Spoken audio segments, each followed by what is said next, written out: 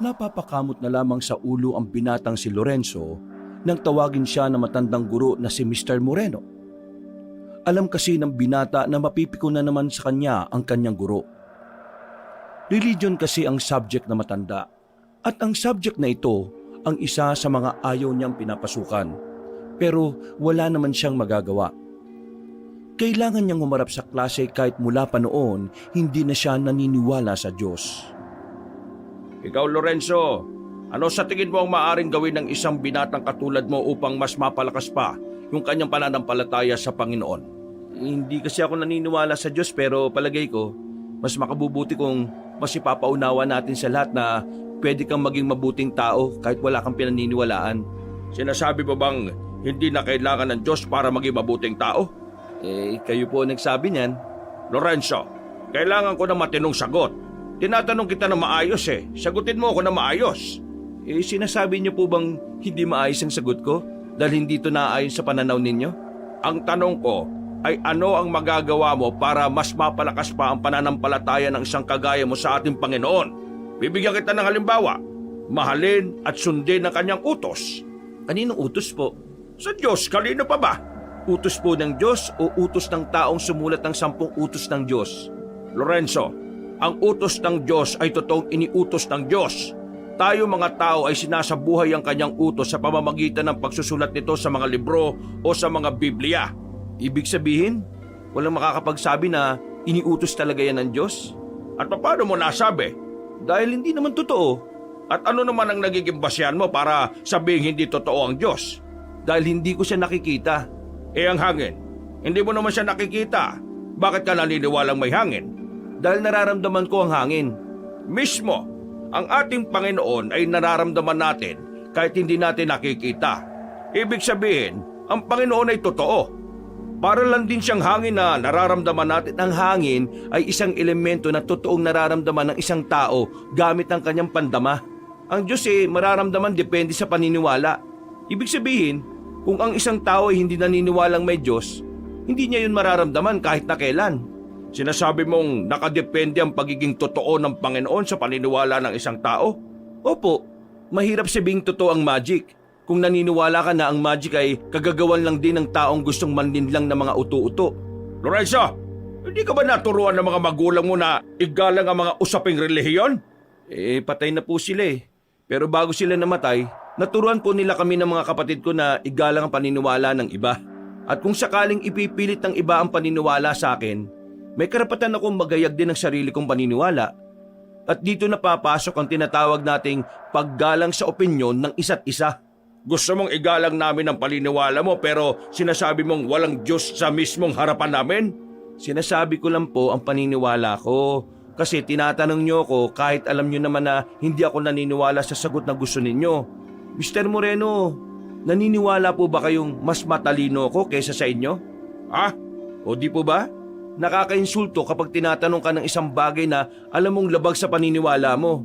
Nako, lumabas ka nga ng klase ko. Ngayon din. Utos mo ba ito ng Panginoon? Hindi. Utos ko ito. Kaya lumayas ka. Kung sinasabi niyong totoong Panginoon, masusundin ko siya kaysa sa inyo. Kaya hindi po ako lalabas. Kung hindi ka lalabas, ako ang lalabas. Lalabas na po ako. Gigil na gigil ang kanilang guro ng mga sandaling yon. Pero para kay Lorenzo, wala naman siyang ginawang mali. Pinaliwanag lang niya kung ano sa tingin niya ang pinaniniwalaan niya. Ang ganong klaseng pag-uugali ang madalas kainisan sa kanya ng mga tao dahil hindi siya naniniwala sa paniniwala ng nakararami. Ang tingin sa kanya ng mga tao ay masama. Pinuntahan na lamang ni Lorenzo ang room ng kanyang kakambal na si Martino. Sa tapat na lamang siya tumambay. Mag-uuwian na rin naman nila kaya minabuti niyang hintayin na lamang doon ng kapatid. Makalipas lang ang halos 1 oras, tumunog na rin ang bell. Pagkalabas ni Martino ay agad itong lumapit sa kanya. Oh, kanina ka pa ba dyan? Bakit nandiyan ka? Wala ba kayong klase sa huling subject nyo? Meron. Pinalabas ka na naman siguro ni Mr. Moreno, no? Ganun na nga nangyari. Ano na naman ba'y ginawa mo? Alam niya naman na hindi ako naniniwala sa paniniwala nila pero palagi niya akong tinatawag at tinatanong. Pinaliwanag ko lang yung mga paniniwala ko tapos ayun, Nagalit siya. Ang sabihin mo, pinamukha mo na naman na hindi totoo ang Diyos. Siya ang nagtulak sa akin para gawin yun eh. Bakit kasi hindi mo subukan magbasa ng Biblia? Para naman Para saan? para maintindihan mo na totoong may Diyos. Ay nako, kung ipipilit mo na naman yan, tatagal tayo ng 5 oras dito sa kinatatayuan natin. Naku, bahala ka nga. Tara na. Kung hindi lang natin pag-uusapan ng tungkol sa relihiyon, palagi tayo magkakasundo. Hindi na nagsalita ang binatang si Martino. Naglakad na lamang ito palayo. Sinundan na lamang din yun ni Lorenzo hanggang sa makasakay na sila sa tricyclean at hindi pa rin sila nagpapansinan. Pag-uwi nila sa kanilang bahay, napansin agad sila ni Aling Sesa. Bakit nakasimangot itong si Martino? Nag-away na naman ba kayo? Ho? Hindi po, Lola. Yung totoo. Pinalabas siya ng teacher nila kasi nakipagtalo na naman siya kung totoo ang Diyos o hindi. Lorenzo, totoo ba sinasabi nitong kakambal mo? Opo, nakipagtalo ako. Pero sinagot ko lang naman yung mga tanong niyang naaayon sa paniniwala ko. Lorenzo naman, ilang beses ba kitang sasabihan na wag mong pasasakitin ang ulo ng teacher mo? Lalong-lalo na yung si Mr. Moreno. Sa lahat ng subject, sa kanya dapat mas nagpapakabait dahil tungkol yun sa Diyos. Tama. Na kung saan hindi ko naman pinaniniwalaan. Bakit ba hindi ka naniniwalang may Diyos? Pinalaki ko naman kayo ng maayos kahit ako lang mag-isa. Hindi ko naman kayo tinuruan na maging masama Bakit po? Pagiging masama po bang maging kagaya ng paniniwala ko? Hindi naman sa ganoon. Ang sinasabi ko lang naman, ginawa ko ang makakaya ko para lumaki kayong malapit sa Panginoon. Pero ikaw, hindi ko alam kung ano ang nangyari sa iyo. Kung nakikita niyo po ba bilang sakit ang pagiging kagaya ko, huwag kayong mag-alala. Hindi ko po kayo hahawan. Uy! Maayos ka nga sa mga sinasabi mo. Nawawalan ka na ng galang Kailangan ko nang pumasok. Nangangati na pa ako. Bumuntong hininga na lamang ang matandang si Sesa. Dumiretso naman si Lorenzo sa kanyang silid. Agad niyang hinubad ang kanyang sapatos at saka humiga sa kama. Kahit siya, hindi niya rin naman maintindihan kung bakit lumaki siyang pilosopo sa maraming bagay. Namulat siya sa ideyang ang mga bagay lang na nakikita at nahahawakan ang maituturing na tunay. Kung minsan, iniisip niya na hindi siya normal. Hindi kasi siya kagaya ng ibang binata. Mga bata pa lang sila, parang matanda na siya mag-isip. Sa murang edad, naisip na niya na ang paniniwala sa hindi nakikita ay isang malaking kalokohan. Sinubukan naman niyang paniwalaan ang paniniwala ng kanyang lola at kapatid. Pero kahit na anong gawin niya, palagi na lang niyang kinukwestiyon lahat ng turo ng simbahan. 4:00 na ng madaling araw nang magising siya. Naisip niyang galit sa kanya ang lola nila dahil hindi man lang siya ginising para kumain. Lumabas siya ng kanyang silid. Wala sa maliit nilang sala ang kanyang lola. Kadalasan kasi mga ganong oras ay gising na ang matanda. Naghahanda para sa tinitinda nitong kakanin. Sumilip siya sa silid na matanda. Nakita niyang nakahiga pa rin yun at balot na balot ng kumot. Hinipo niya ang noo nito. Nagtaka siya nang malaman na hindi normal ang init ng katawan nito. Lola, nilalagnat ka. Yung bintana. Sara! Yung aswang! Papasok! La, anong sinasabi niyo? Teka, hintayin niyo lang ako Kukuha lang ako ng gamot. Oh, anong ginagawa mo sa kwarto ni Lola? May sakit si Lola May sakit? Uulitin ko pa ba? May gamot ako rito, teka. Napainom nila ng gamot ang matanda. At makalipas nga lang ng 1 oras ay naging maayos na rin ang pakiramdam nito. Mag-uumaga na nang magkamalay na ang matanda. Nagtataka ito kung bakit sa tabi na nito nakatulog si Martino, habang si Lorenzo naman ay nakaupo lang sa gilid. Bakit kayo narito? Nilalagnat ka kaninang madaling araw Ako? Nilalagnat?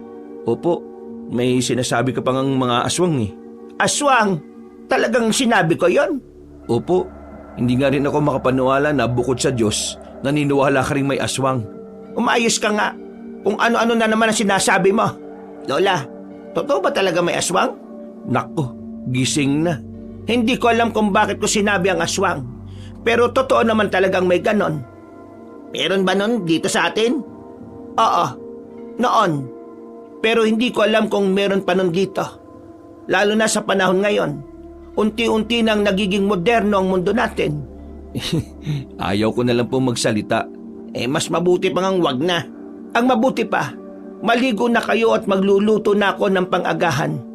Mamaya papasok na kayo. Magpahinga ka na lang la. Ako nang bahala magluto ng agahan. Sawa na ako sa sunog na isda, no? Di huwag kayong kumain.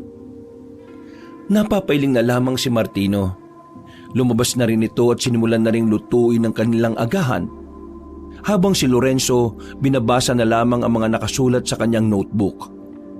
Sa kalagitnaan ng kanyang pagbabasa, bigla niyang naisip ang aswang na sinabi ng kanyang lola. Hindi niya maintindihan kung bakit parang hindi yun mawala-wala sa kanyang isipan.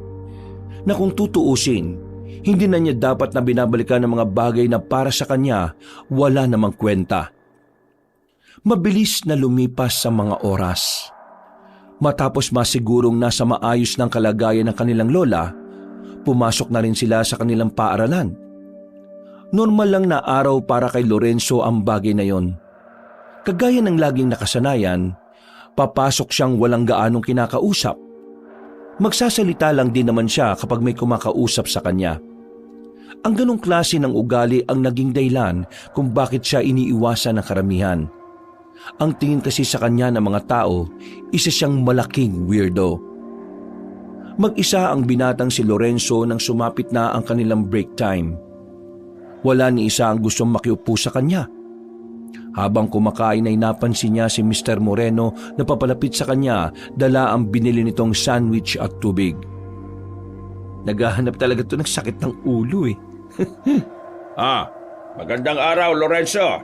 Bakit mag-isa ka lang dito? Wala ka bang kaibigan? Kung meron, hindi ka naman makakaupo dyan. That's why mahalaga ang pakikihalubilo. Para magkaroon ka ng kaibigan. At ang pagkakaibigan ay nararapat lang na nakapagitna ang Diyos, kagaya na lang din ang relasyon ng babae at isang lalaki. Hindi ko naman kailangan ng kaibigan Kaya ko mabuhay na mag-isa. Alam mo ba ang kasabihang No man is an island? Kasabihan niya ng mga taong takot mabuhay na mag-isa. Kasi hindi nila kayang walang inaasahan. Lorenzo, hindi ko alam kung anong pinanggagalingan ng mga sinasabi mo, pero sana patawarin ka ng Panginoon. Bakit to? Wala naman akong ginagawang mali Ang hindi manampalataya sa Kanya ay isang malaking pagkakamali. At ang guluhin ng utak ng may mga sariling paniniwala ay hindi pagkakamali? Alam mo, kakainin ko na lang itong pagkain ko. Pwede ba ako umupo rito? Kanina ka pa nga po nakaupo Napapailing na lamang ang guro na si Mr. Moreno. Sa hindi inaasahang pagkakataon, napansin niya ang bagay na nasa kamay ni Mr. Moreno. Isang pulseras na may palawit na tatsulok. Kakaiba ang disenyong yon para kay Lorenzo, pero hindi na lamang niya pinansin. Mabilis na nagdaan ang mga oras, dumating na nga ang 5:00. Pagtunog pa lang ng bell ay nag-uunahan na agad ang mga estudyante sa paglabas. Habang naglalakad, napayuko na lamang siya nang makita ang binatang si Emil. Nakilala niya lamang ito sa isang event sa kanilang school. At mula noon, palagi na siya nitong kinakausap. Uy, Lorenzo!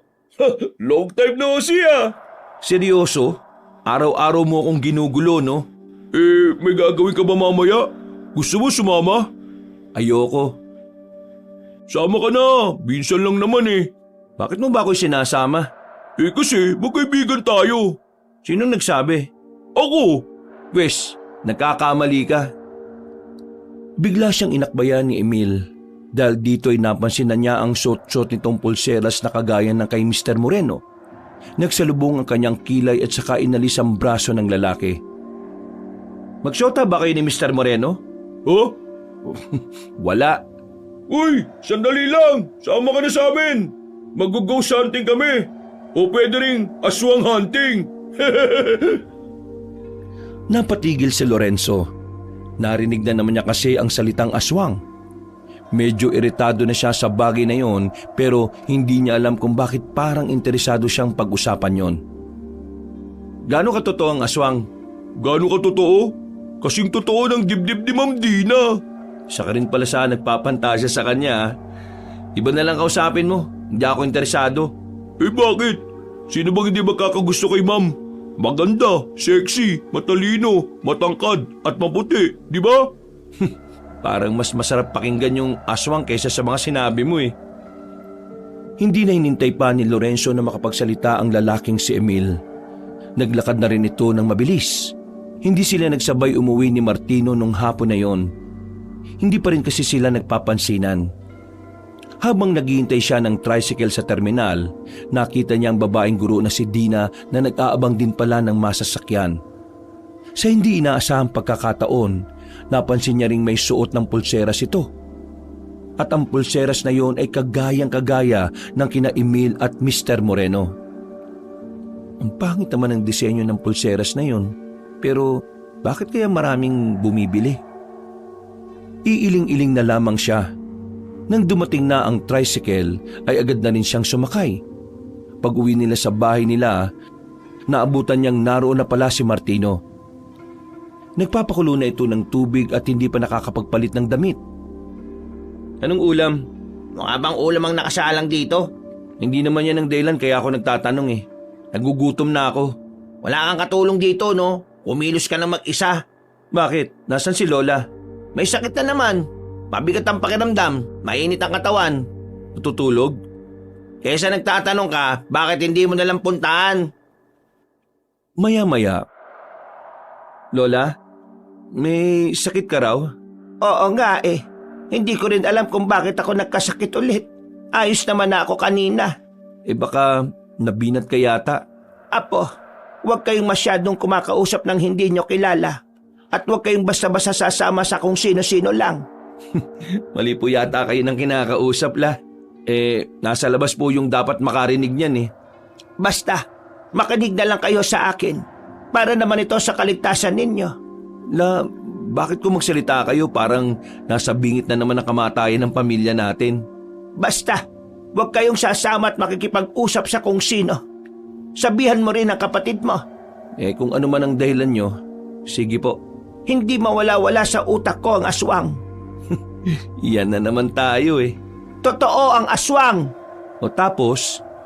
Mapanganib ang mga aswang, Lorenzo.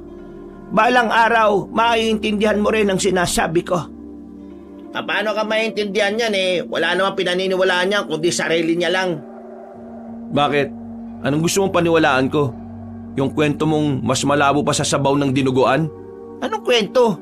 Kwento tungkol sa nakita mong mabilis gumalaw nung bata pa tayo. Eh bakit? Totoo naman talaga yung nakita kong yun eh. Kung ikaw lang ang nakakita, hindi yun totoo. Hindi mo nga magawang pagkatiwalaan sarili mo tapos gusto mo magtiwala kami sa'yo.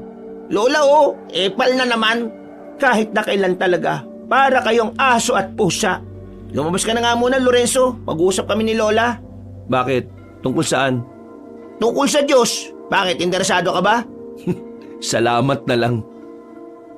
Pumasok na lamang si Lorenzo sa kanyang silid. Binuksan na lamang niya ang libro niya. Nagbasa-basa na lang siya hanggang sumapit na ang gabi. Natigil na lang ang kanyang pagbabasa nang marinig niyang tila natataranta na si Martino sa sala.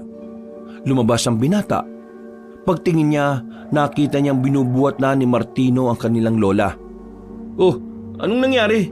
Bakit mo pinatulog sa sahig? Sira ulo ka ba? Naimatay si Lola. Tulungan mo ako. Dadalhin ko siya sa albularyo. May sarili na bang ospital ang albularyo? Doon ang sinabi ni Lola eh. Kaya tulungan mo na lang ako, visit ka. Marami nilang inalalayan ng matanda. Dinala nila ito sa bakuran at agad din namang nakapara ng tricycle ang lalaking si Lorenzo. Manong, sa Sitio 4 po. Pinandar agad ng matandang driver ang tricycle. Hindi naman kalayuan ang tinitirhan ng albularyo mula sa kanila. Kaya agad din naman silang nakarating doon. Tao po! Tao po! Anong kailangan? Siya, anong nangyari sa kanya?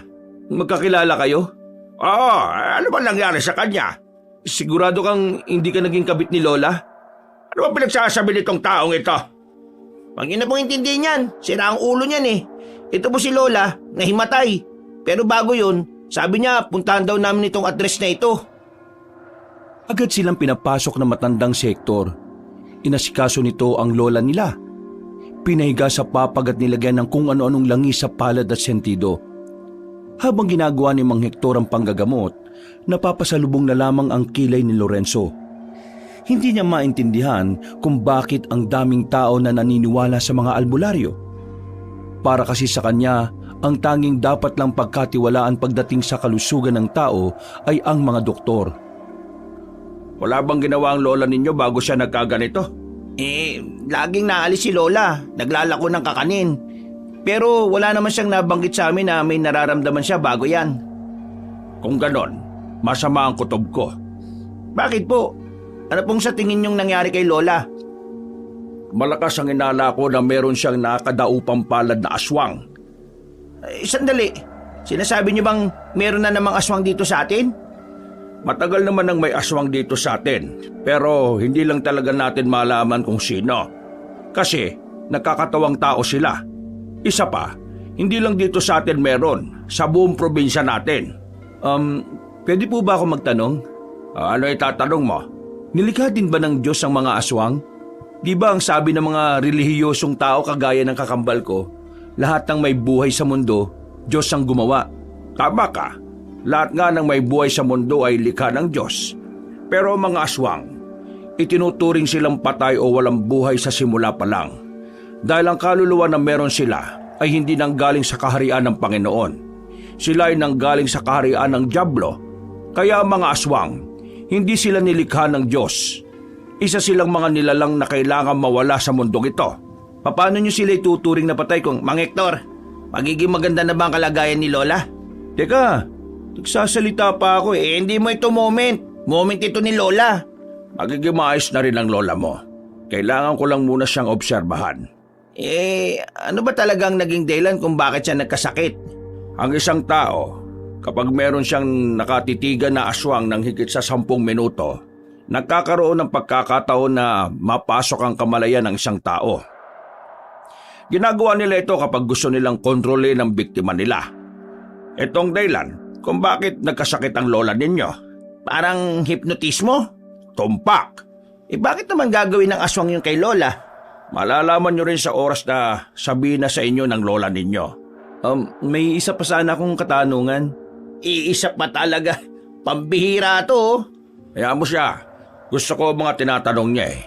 Sige, ano mang itatanong mo, iho? Naging kabit ka ba ni Lola? Manahimik ka na lang. Napakamot na lamang sa ulo si Lorenzo. Makalipas pa ang halos 1 oras, muli nang nagkaroon ng malay matandang babae. Nagtataka pa nga ito nang mapansing nasa ibang bahay ito. Agad na pumasok ulit ng bahay ang kambal nang marinig nilang nagkamalay na ang kanilang lola. Naabutan nila itong nilalagyan ni Mang Hector ng langis sa sentido nito. Uy, ang sweet ah. Uy, mais ka nga. Mais na ang kalagayan ng lola ninyo. Naku, mabuti naman kung ganun. Lola, paano kayo nagkakilalang dalawa? Si Hector ay kumpare ng lolo ninyo. Kaya pala. Kaya pala ano? Kaya pala magkakilala kayo. Kayong dalawa, mag-iingat din kayo. Sinabihan na po ako ni Lola. Bakit? Wala naman kaming kasalanan sa aswang ah. Makinig na lang kayong dalawa. May ibibigay akong pangontra para sa inyong dalawa. Heto, suotin niyo ang kwintas na ito. Kapag sinuot niyo ito, maiilang ang mga aswang na lapitan kayo. Isang kwintas na may palawit na ano ito? Gintong pangil. Hindi ito ginto. Tanso lang ito na may halong bakal. Alam ko, pero may kasamang orasyon at ritual ang kwintas na yan, pangontra yan sa mga aswang. Kaya lagi niyong dapat suot yan lalo na kung lalabas kayo ng bahay. Buntong hininga na lamang ang nagawa ni Lorenzo. Pinakita niyang isinuot niya ang kwintas. Pero ang totoo, pag-uwi nila ay agad niya rin naman itong inalis sa kanyang leeg. Hindi siya naniniwala sa mga ganoong bagay. Makalipas pa ang ilang araw, tuluyan ng gumanda ang pakiramdam na matandang si Cesa. Nakakapaglako na ulit ito ng mga tinda nitong kakanin. Si Lorenzo at Martino naman ay naging abala sa pag-aaral. Nalalapit na rin kasi ang kanilang exam. Ano na naman bang kailangan mo sa akin? Wala naman. Gusto lang kitang samahan kumain eh. Bawal ba? Hindi naman bawal pero ayoko. Ano? Di ka pa rin masasama sa aswang hunting? Hindi ko pala tapos dyan sa bagay na yan. Kulang pa kasi kami ng isa eh. Ayoko nga. Bakit ba kasi ayaw mo? Hindi mo ba nababalitaan? Ang alin? Si Ma'am Dina buntis? Hindi totoo yun. Hindi yun. Ang alin nga? Sa ibang level, may mga nawawalang estudyante. 4 na nawawala mula nung Lunes. Saan mo naman nabalitaan yan? Wala nga kumakalat na ganyan dito sa school natin eh. Narinig ko sa faculty. Tapos tatanungin mo ako kung nabalitaan ko? Basta, ayaw kong sumama. At baka pati ako mawala rin. Hindi naman ako kidnapper ah. Hindi nga, pero parang. Tapos ka na agad kumain. Wala pang bawas yung pagkain mo ah. Hindi pa ako tapos. Dilipat lang ako ng upuan. Kaya huwag mo na akong sundan bago pa ako mawalan ng gana. Mag-isang kumain ang binatang si Lorenzo sa sulok. Sanay naman na siyang walang kasabay. Sadyang si Emil lang naman talaga ang nagpupumilit na kaibiganin siya. Habang nanguya, napapaisip siya kung ano nga ba talaga ang nangyari sa mga estudyanteng nawawala. Hindi rin nila alam kung bakit parang hindi yung pinapaalam sa buong school. Tingin ni Lorenzo, ayaw ng mga namumuno na madungisan ang pangalan ng paaralan nila. Natapos na rin ang break time. Bumalik na si Lorenzo sa kanilang silid. Wala naman siyang gana. Kung siya lang ang masusunod, ayaw na sana niyang pasukan ang subject ni Mr. Moreno. Pero sa ngalan ng attendance at ang karagdagang grado, tinitiis na lamang niya ang mga naririnig niya. Bukod sa tingin ni Mr. Moreno, pinakaayaw niya lang talaga ay ang tinatawag pa siya para sumagot. Hindi maaaring magsama ang babae at lalaki sa isang silid kung sila ay hindi pa kinakasal. Labag sa paningin ng Diyos ang pagsasamang walang basbas ng simbahan at ng Panginoon. Kaya nga sa panahon ngayon, mas mainam pa rin na alam nating magpigil, magtiis at igalang ang katawan ng isa't isa. Ang isang relasyon na pinagigitnaan ng Panginoon ay siyang pinagpapala. At sa tingin nyo, tama ba ang ginagawa ng ibang magkarelasyon na bago sila magpakasal nagsasama na sila sa iisang bahay? Ikaw Lorenzo, anong masasabi mo? Magandang hapon po Mr. Moreno. Seryoso po ba kayo na akong gusto niyong sumagot sa katanungan na yan? Oo naman. Bakit naman hindi? Parte ka ng klaseng ito. At tingin ko, marami naman kaming matututunan sa iyo. Alam ni Lorenzo na balak lamang siyang ipahiya ng kanilang guro. Kaya siniguro niyang sa sandaling yon, hindi siya ang magmumukhang tanga. Tinatanong niyo ako kung tama bang magsama ang babae at lalaki sa iisang bahay nang hindi pa kinakasal? Ang sagot ko po tama. Paano mo naman nasabing tama? Marahil sa pananaw ng mga kagaya niyong sumusunod sa utos ng simbahan ay mali yun. Pero para sa akin na mas tinitingnan ng pagiging praktikal, tama lang na magsama sila bago ikasal. Unang-una, kung magsasama sila sa iisang bahay ng ilang taon bago ang kasal, mas magkakaroon sila ng panahon para kilalanin ang mga sarili nila. Yun ang magsisilbing practice nila bilang mag-asawa. Makakatulong to sa kanila sa pagdedesisyon kung kakayanin ba nila ang buhay mag-asawa o hindi. Mas makikita nila ang mga kahinaan at kalakasan ng bawat isa dahil mas magkakaroon sila ng oras na tutukan ng isa't isa. Kung magsasama lang sila pagkatapos ng kasal, pareho silang mangangapa sa buhay mag-asawa. Wala silang alam At dahil wala silang alam, makikialam ang mga magulang nila. At dahil makikialam ang magulang nila, mawawala na ng saysay ang salitang pag-aasawa. Mas mahihirapan silang makilala ang bawat isa kung saka lamang sila magsasama. Pero kung matagal na silang magkasintahan, hindi ba dapat kilala na nila ang isa't isa? Iba ang buhay magkasintahan sa buhay ng pag-aasawa. Nagbabago ang ugali at pag-iisip ng tao kapag nagiging mag-asawa na sila Yung magkasama sa isang bubong, marahil dahil sa mga responsibilidad, sa mga bayarin, sa mga obligasyon at dahil na rin sa pagkakaroon ng dagdag na mga goal na dapat maabot. Seryosong usapin na ang pag-aasawa Iba ang pagkakakilala mo sa kasintahan mo noong nobyo o nobya mo pa lang siya. Magkakaroon pa rin ng pagbabago sa kanya sa oras na kinakailangan na niyang magseryoso sa buhay At ang mga pagbabago na yon ay hindi mo agad makikita kung hindi mo yun malalaman bago ang kasal. Kaya naman, para hindi tayo matali o makulong sa mga maling tao, Para sa akin, mas maganda kung magsasama na muna kayo bago kayo ikasal. Sa pagli-live-in pa lang, malalaman mo na kung anong klaseng tao siya bilang asawa, hindi bilang kasintahan. Sinasabi mo bang hindi na mahalaga ang kasal kasi mas mainam na mag-live-in na muna para makilala ang mapapangasawa mo? Ganun ba? Wala naman akong sinasabi na hindi mahalaga ang kasal. Pero sinasabi ko lang na huwag nating gamitin ang kasal para diktahan ng tao paano niya kikilalanin na mapapangasawa niya. Huwag nating hayaan na ang kasal ang maging dahilan kung bakit hindi tayo makawala sa mga taong hindi natin dapat pinapasok sa buhay natin. Paano mo kami mapapasang-ayon sa mga sinasabi mo? Naranasan mo na bang magkaroon ng asawa? Nagtawanan ng buong klase. Nakaramdam ng pagkapahiya si Lorenzo noong mga oras na yon. Pakiramdam niya ay sinimulan na ni Mr. Moreno na mangyari ang binabalak nito. Huminga si Lorenzo na malalim. Hindi siya papayag. Ano po sa tingin niyo ang mararamdaman niyo kapag meron kayong ninakaw na mahalagang bagay para sa iba? Ha? Wala itong koneksyon sa pinag-uusapan natin. Kung masasagot mo, meron. Anong mararamdaman ko kapag may ninakaw akong mahalagang bagay sa ibang tao? Hindi naman ako ganong klase ng tao eh. Sabihin na natin na kunwari, masama kang tao. Kung masama akong tao, malamang kakabahan ako. Baka mahuli ako eh. Matatakot. Di ba gano'n naman ang mga magnanakaw?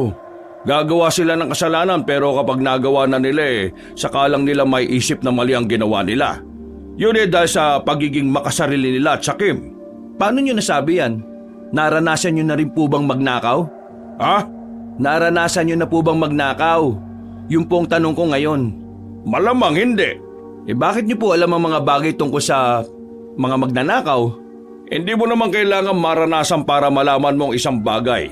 Minsan, kailangan mo lang ding matutuhan at matuklasan. Mismo? Anong mismo? Kayo na rin ang sumagot ng tanong niyo sa akin kanina kung naranasan ko na bang magkaroon ng asawa. Iniinsulto mo ba ako? Tinatanong po kita kanina kung sigurado po kayo na tatawagin niyo ako. Wala akong ginagawang masama. Sinasagot ko lang ang mga tanong ninyo nang hindi naaayon sa mga sagot na gusto niyong marinig. Upo na po ako. Okay lang po ba? Maraming salamat po. Natameme na lamang ang matandang guro. Pero sa kaloob-looban nito, parang gusto na nitong sumabog. Habang si Lorenzo naman, lihim na nagdiriwang ang kanyang puso. Pakiramdam niya, naipanalo niya ang argumentong sinimula ng isang matandang sabik siyang mapahiya.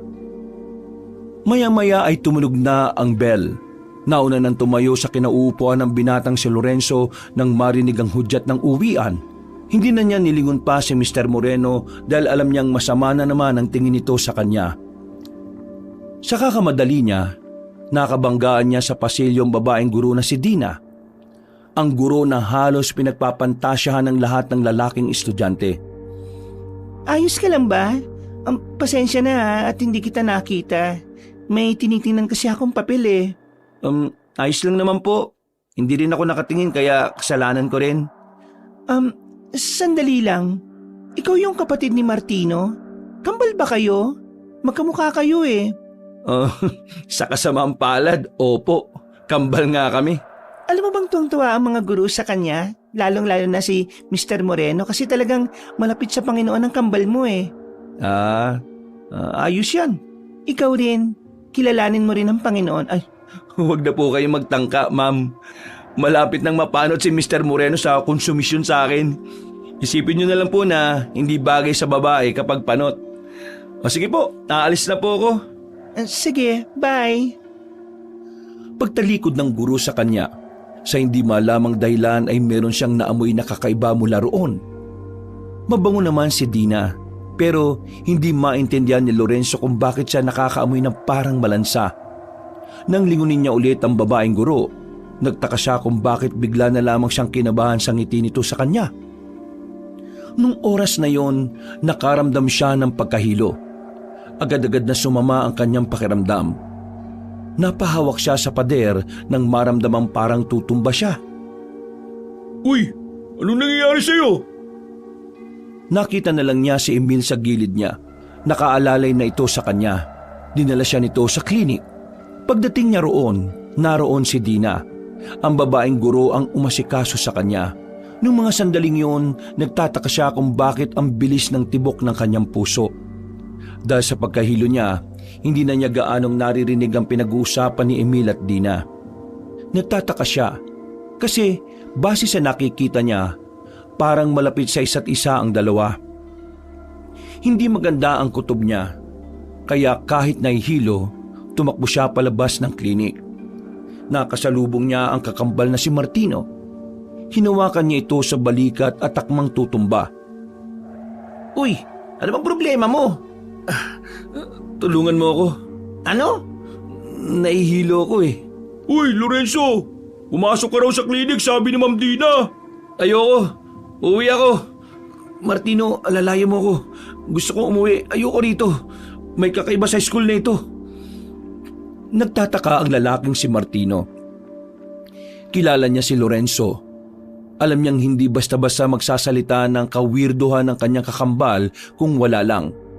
Kaya kahit nainis siya rito, inalalayan niya lang ito palabas sa kanilang paaralan. Agad silang sumakay sa tricycle. Nang makauwi, takang-taka ang kanilang lola sa kanila. Nag-alala itong lumapit sa kambal. Nang maiupo na ni Martino ang kakambal niya, ay sa kanan nito sinabi kung ano ang nangyari. Anong nangyari sa kanya? Bakit nanlalata itong si Lorenzo? Hindi ko alam dyan. Galing yan sa klinik kanina eh. Pero tumakbo palabas. Nakasalubong ko siyang ganyan na. Ayaw niya magpaklinik. Mas gusto niyang umuwi. Lorenzo, anong nangyari? Anong masakit sa'yo? Bakit ganun siya? Nandito ba siya? Bakit ko siya naririnig? Uy, Buang.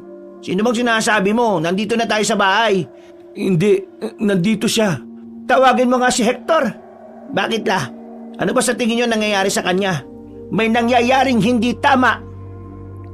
Nagmamadaling makalabas ng bahay ang lalaking si Martino. Pagbalik nito ay kasama na nito ang albularyo. Agad nitong sinuri ang kalagayan ng binatang si Lorenzo. Nalaman agad nito na may kinalaman ng aswang sa nangyari. Hindi nagsayang ng oras ang albularyo. Kung anong ginawa nito kay Aling Sesa ay siya ring ginawa nito kay Lorenzo. Isang oras lang ang nakalipas na wala na rin ang mataas na init ng katawan ng binata.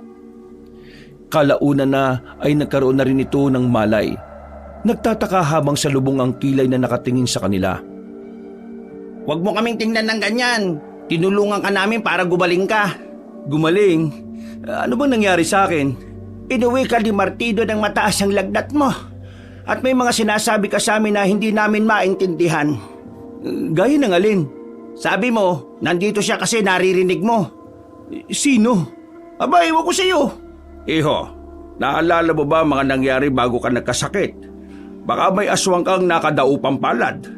Wala akong aswang na nakadaupang palad kasi wala namang aswang. Isipin mong maigi. Bago ang nangyari, ano ang mga naalala mong tingin mo ay weirdo? Sino yung huli mong nakausap? Sandaling napaisip ang binatang si Lorenzo.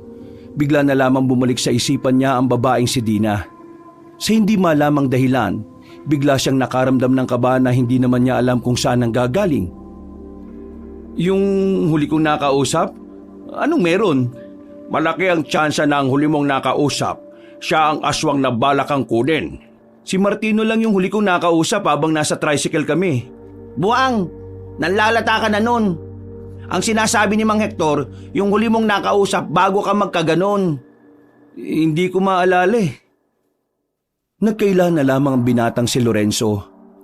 Bukod kasi sa hindi naman siya naniniwalang may aswang, gusto niya rin munang malaman kung ano ang kakaiba sa gurong si Dina. Hindi ko talaga maalala eh. Huwag mo nang piliting maalala kung hindi mo talaga maalala. Hayaan mo na. Malalaman ko rin sa susunod na araw kung sino ang mga aswang dito. Marami ba sila, Mang Hector? Isa silang grupo. Pero hanggang sa ngayon, hindi ko pa rin alam kung sino-sino sila. Nanahimik na lamang si Lorenzo ng mga sandaling yon. Wala siyang interes na pakinggan ang mga sinasabi ni Mang Hector. Mas pinili na lang niyang magpahinga sa kanyang silid kaysa maniwalang totoo ang mga aswang. Habang nagpapahinga siya, pumasok sa silid niya ang kakambal na si Martino. Salubong ang kilay ni Lorenzo.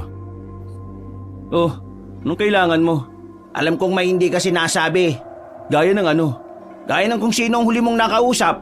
Sabihin mo. Ang kulit mo. Sinabi ko na sa'yong hindi ko maalala. Nung nasa biyahe tayo pa uwi, narinig kong sinabi mo ang pangalan ni Ma'am Dina. Ha? Sinabi ko yun? Ang sabi mo, naririnig mo siyang nagsasalita, pero nasa biyahe na tayo nun. Ibig sabihin lang nun, nakakausap mo si Ma'am Dina. O ano ngayon? Ibig sabihin, aswang si Ma'am Dina? Paano naman magiging aswang si Ma'am Dina malapit yun sa Diyos? Siya nga yung huli kong nakausap eh. Di ba sinasabi na matanda kanina kung sino yung huli kong nakausap? Aswang yun? Meron ka pa bang ibang nakausap? Kasi imposibleng si Ma'am Dina yun eh. Kung wala ka nang sasabing matino, alam mo, mabuti pa umalis ka na lang. Oy, field trip natin sa susunod na linggo ah. Sasama ka raw, sabi ni Lola. Hindi ka pwedeng humindi. Nakapagbayad na ako kanina. Jesus, pambihira. Alam mo namang ayaw ko sa maraming tao eh. Eh di sana, hindi ka na nag-aral. Napapailing na lamang si Lorenzo. Humiga na lang siya. Nakatingin sa kisame. Napapaisip kung ano nga ba talaga ang nangyari at bakit bigla na lang siyang nanlanta. Makalipas ang maraming araw, dumating na rin ang kanilang field trip. Dahil ayaw naman ni Lorenzo nang manghinayang ang kanyang lola, pinilit na lang din niyang sumama. Saka malas-malasan pa, nakatabi niya sa upuan ng kakambal niya. Bakit ba kailangan dito ka pa umpo sa tabi ko? Bakit? Gusto mo bang nakaupo ko sa bubong? Kung pwede lang eh. Di ka na nga sana kasama eh. Yun nga ang gusto ko, di ba? Sus, kunwari ka pa. Oh, anong klaseng libro yan? Bakit mo tinatanong? Kasi gusto ko malaman. Libro to na bigay ni Mang Hector sa akin. Tungkol ito sa mga aswang. Lumang libro. Pero maganda raw ang kwento rito kasi totoong nangyari. Naniwala ka naman. Siguro kaya ka ganyan kasi ang layo ng loob mo sa Diyos no? Di ganyan pala ang ugali ng malapit sa Diyos. Pakialamero.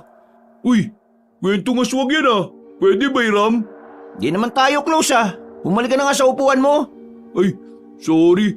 Akala ko kasi si Lorenzo eh. Seryoso ka ba? Alam niyo ba, may nakita na kaming aswang nitong nakaraang gabi. Totoo ba yan? Ayaw niyo maniwala. Sumama kayo sa amin bukas ng gabi. Tuturo namin sa inyo kung saan namamalagi yung mga aswang. Mas maniniwala pa akong hindi ka naligo bago pumunta rito kaysa sa aswang na yan. Ay, bumalik na kayo sa upuan niyo at baka matumba pa kayo. Malas. Bakit si Mr. Moreno pa guardian natin? Hindi naman natin advisor yan. Sa mga lumipas na oras kung saan-saan sila nagtungo, lahat ng kilalang pasyalan ay napuntahan na nila. Bandang 6:00 ng gabi, tumigil na sila sa isang malawak na kapatagan na napapalibutan ng matataas na puno. Sa parting yun sila maglalatag ng mga camping tent. Mga bandang 11:00 ng gabi, nagsimula na ang mga aktibidad na kanilang gagawin. Habang si Lorenzo nanatili lang sa loob ng tent niya. Nakatanaw lang sa mga yon at tamad na tamad. Wala naman akong gagawin dito, bakit pa ako sumama? Oh, Lorenzo, bakit ka nandyan? Ayaw mo bang sumali ron? Napalingon ang binata nang marinig niya ang tinig ni Dina sa gilid. Nakita niya ang babaeng guro na nakatingin sa kanya habang malapad ang ngiti. Sa hindi na naman malamang pagkakataon, naramdaman na naman niya ang kaba. Hindi siya tumingin sa babae. Bigla na lang kasi siyang nagkaroon ng kaisipan na baka maulit na naman ang nangyari. Wala akong gana eh. Bakit naman? Kung ayos lang po, huwag niyo po muna akong kausapin. Gusto ko pong mapag-isa eh. Sige, walang problema.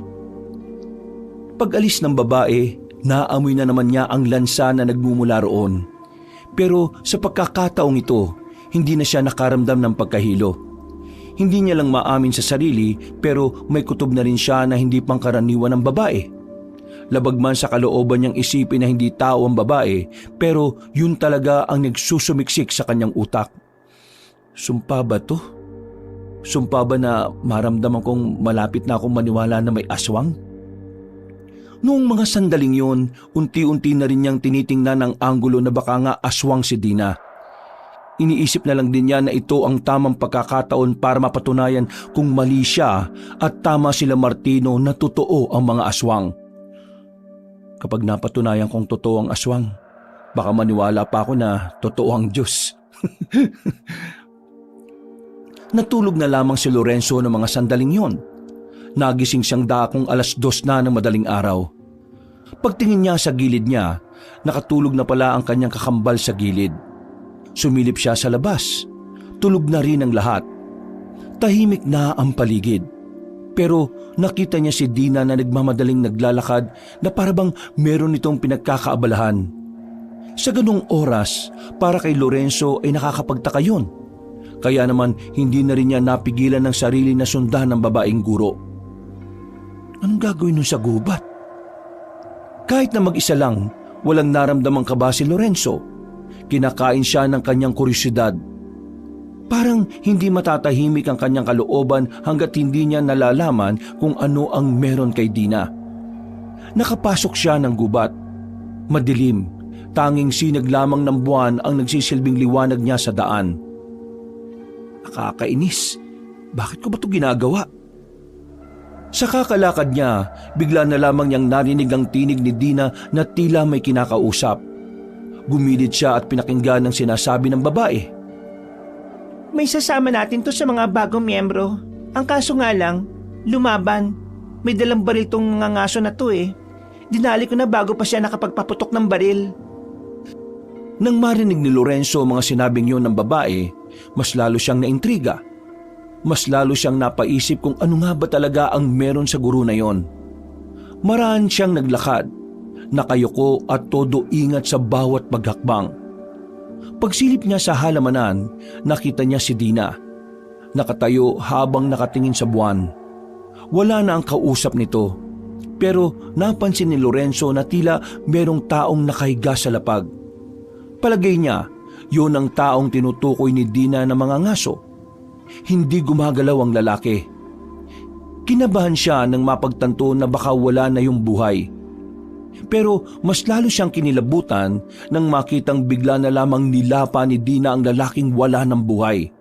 Para itong leon na gutom na gutom. Nanlalaki ang kanyang mga mata. Sa puntong ito ay parang nakalimutan na niya ang sarili niyang paniniwala. Dahil sa nasaksihan niya, napatunayan na niyang totoo nga ang mga aswang. Gagi! Napalingon ng babaeng si Dina nang maramdaman siyang naroon. Medyo naaninagan niya ang itsura ng babae. Nanginig ang tuhod niya sa takot. Pero ginawa niyang lahat ng makakaya para makaalis doon. Ligtas naman siyang nakabalik sa kanilang tent. Nagising si Martino nang masagi niya ito. Napansin siya ng kanyang kakambal na parang hindi siya mapakali. Uy, anong nangyayari sa'yo? Uy! Bakit ka nanginginig? Napabangon si Martino. Si Lorenzo naman parang naninigas ang kamay. Sinampal siya ng malakas ni Martino at dahil dito tila natauhan siya. Kumalma ang kalooban ni Lorenzo. Anong nangyari sa'yo? Bakit galing ka sa labas? Martino, naniniwala na ako may Diyos. Ano? Totoong Diyos. Tama kayo. Pinagsasabi mo. Bakit? Nakita mo na ba si Jesus sa labas? Eh sabi mo maniniwala ka lang kapag nakita mo siya, di ba? Ang sabi ko, kapag napatunayan kung totoo ang aswang, ibig sabihin, totoo ring may Diyos. Eh teka, nakakita ka ng aswang? Hindi totoong hindi ko maalala kung sinong huli kong nakausap. Naalala ko yun, pero hindi ko lang sinabi kasi ayaw kong maniwala eh. Eh ano ba talaga? Diretsuhin mo na nga ako. Si Ma'am Dina. Si Ma'am Dina ang huli kong nakausap. Nagkatitigan kami ng matagal. Pag alis niya, ayun, nahilo ko bigla. Nung dinala nila ako sa klinik, naririnig ko yung boses niya na bumubulong sa akin. Hanggang sa tricycle, naririnig ko yun. Kaya mula nun, napaisip na ako kung anong meron sa kanya eh. Kaya ngayon, nung makita ko siyang pumasok sa gubat, sinundan ko siya. At nakita ko, may kinakain siyang lalaki, isang mga ngaso. Biglang nagtayuan ang balahibo ni Martino. Sa mga pagkakataong yon, malala ang kilabot niya dahil ang kwentong yon ay nanggaling pa mismo kay Lorenzo na alam naman niyang hindi gagawa ng kwento tungkol sa mga aswang. Si Ma'am Dina? Aswang? Yun ang nakita ko, Martino. Bukod pa ron, may naamoy akong malansa sa kanya kahit na mukha naman siyang naligo. Malansa? Teka, tama. Anong tama? Nabasa ko kanina sa libro. Ang mga babaeng aswang daw, may amoy na malansa minsan. Ano yun? Amoy ng dalaw? Hindi. Amoy talaga yun ng mga babaeng aswang. Pero mahirap daw yung amoyin. Piling tao lang nakakaamoy. Yung mga taong may matatalas na pang-amoy. Ha? Ibig sabihin, aswang talaga si Ma'am Dina? Pambihira. Hindi ko inakala na maniniwala ko sa kabaliwan ninyo ni Lole. Hoy, hindi to kabaliwan, no? Totoo to. Kailangan nating seryosohin to. Meron pa akong hindi sinasabi. Ano? Nitong nakaraan, narinig ko rin sa faculty, may mga estudyanteng nawawala. Hindi rin nila alam kung saan napadpad yung mga nawawalang estudyante na yun. Hindi lang talaga inilalabas ng school natin dahil masisira sila sa publiko eh. At tingin mo, may kinalaman ng aswang doon? Oo, ang pagkakarinig ko kasi kanina kay Ma'am Dina, may nabanggit siya na may pandagdag miyembro sana sila kung hindi lang niya napatay yung mga ngaso. Ibig sabihin, totoo nga sinabi ni Mang Hector, meron silang grupo. Kailangan na nating ipaalam sa principal to. Hindi, wag muna. Ha? Bakit hindi? Kasi wala tayong kasiguraduhan kung sino pa ang mga aswang sa school. Baka mamaya yung principal aswang din. Sa mga pulis, doon natin sabihin. Useless, hindi sila maniniwala. Kailangan ko bang paliwanag sa iyo kung bakit? Hindi na. Hindi maganda tong nangyayari. Diyos ko Panginoon, gabayan mo sana kaming lahat na makauwi ng ligtas. Uy, ginagawa mo. Nagdarasal. Mabuti ba sumabay ka na? Pwede bang saka ako na gawin yan? Kanino ko lang sinabi na naniniwala na akong may Diyos eh. Naku, bahala ka sa buhay mo. Basta ako magdarasal. Noong mga sandaling yon, hindi na nakatulog ang magkapatid. Kinakabahan silang dalawa na baka makahalata sa kanila si Dina. Nanatili lang sila sa loob ng kanilang tent. Nakahinga sila ng maluwag nang mapansin nilang maliwanag na sa labas. Mapungay ang mga mata ng kambal. Pero kailangan na nilang magligpit para sa kanilang pag-uwi. Habang naglalakad pabalik ng kanilang service na bus, napansin ni Martino na tila may kulang sa mga kaklase niya. Dalawa ang nawawala. At parang wala namang pakialam si Dina na isa sa kanilang nagsisilbing guardian. Martino, bakit? May problema ba? Kanina pa kita napapansin na lingon ka ng lingon napansin ko lang po kasi na wala si Diego at Maria. Ah, si Diego at Maria pala. Maaga silang umalis kanina. May emergency daw sa bahay nila. Ano raw po yun? Hindi ko na inalam. It's a private matter. Baka tungkol sa pamilya. Ngumiti na lamang ang babaeng guro. Pero sa loob-loob ni Lorenzo at Martino, nung oras na yon, alam nilang nagsisinungaling ang babae sa kanila. Pagdating nila sa bus, nakatinginan si Lorenzo at si Dina. Agad namang umiwas ng tingin ng binata. Nababahala siya na baka may gawin na naman sa kanya ang babae. Habang umaandar ang bus, Martino, may tanong ako. Ano yun? Yung Diyos ba? Alam niya na agad kung sino yung mga aswang? Alam ng Diyos ang lahat, no? Bakit hindi na lang natin siya tanungin para malaman na agad natin kung sino yung mga iiwasan? Hindi nakikialam ang Diyos. Bibigyan niya lang tayo ng mga gabay. Hindi siya makikialam? Bakit? Hahayaan niya lang tayong mapahamak? Pagsubok itong binibigay niya sa atin. Kaya hahayaan niya lang tayong lagpasan to. Huwag kang mag-alala. Hindi niya naman tayo bibigyan ng pagsubok na hindi natin kakayanin Kakayanin naman pala natin paano pa nasabing pagsubok yon? Ay naku, ewan ko sa'yo. Napapakamot na lamang sa ulo ang lalaking si Lorenzo. Nakatulog na sila sa biyahe nung oras na yon. Hapon na nang makabalik na sila sa kanilang paaralan. Pagbaba nila ng bus, nakita nilang nakatingin pa rin sa kanya si Dina. Seryoso ang tingin nito sa kanya. Wala na ang ngiting lagi niyang nakikita. Hindi na lamang pinansin ni Lorenzo ang bagay na yon. Pumara na lamang sila ng tricycle. Pag-uwi nila, nagtataka sila kung bakit naroon si Mang Hector. Pagkakita pa lang nila sa mukha nito, nahalata na agad nila ang pag-aalala. Oh, Mang Hector, bakit kayo nandito? Ang lola ninyo, Bakit? Anong nangyari sa kanya? nilaso ng aswang. Ano po? Agad-agad silang tumakbo sa loob ng bahay. Pagtingin nila sa matandang babae, nakita nilang kulay ubi na ang labi nito. Ang kuko nito sa paa at kamay ay ganun na rin ang kulay. Walang malay si Aling Sesa. Malamig din ng palad. Anong nangyari? Bakit sila nalason ng aswang? Bago siya magkaganyan, nakapagkwento pa siya sa akin. Ang sabi niya, merong isang lalaking aswang ang bumili sa kanya. Nagkadikit ang mga kamay nila nang mag-abot siya ng sukli. Yung aswang na yun pala, may laso ng kamay. Sabihin nyo, maalis nyo naman ang laso sa katawan niya, hindi ba? 50-50 ang tsansa. Hindi naman kasi ito laso na parang tuklaw lang ng ahas. Yung laso na nasa katawan niya ay sa bibig dumaan. Ibig sabihin, mas madaling kakalat ang lason sa katawan. Anong gagawin nyo, Mang Hector?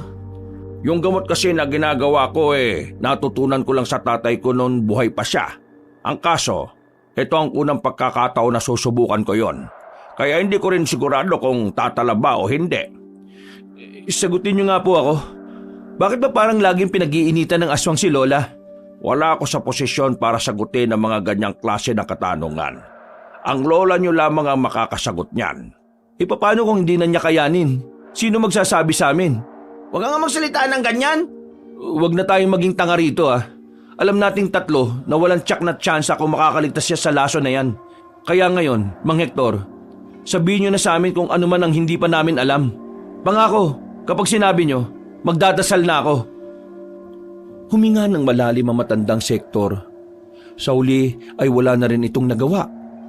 Naisip na matanda na dapat na rin malaman ng kambal ang katotohanan, ang tungkol sa pagkatao ng kanilang lola. Ang lolo at lola ninyo, sila ang dating pinuno ng mga manunugis dito sa probinsya natin.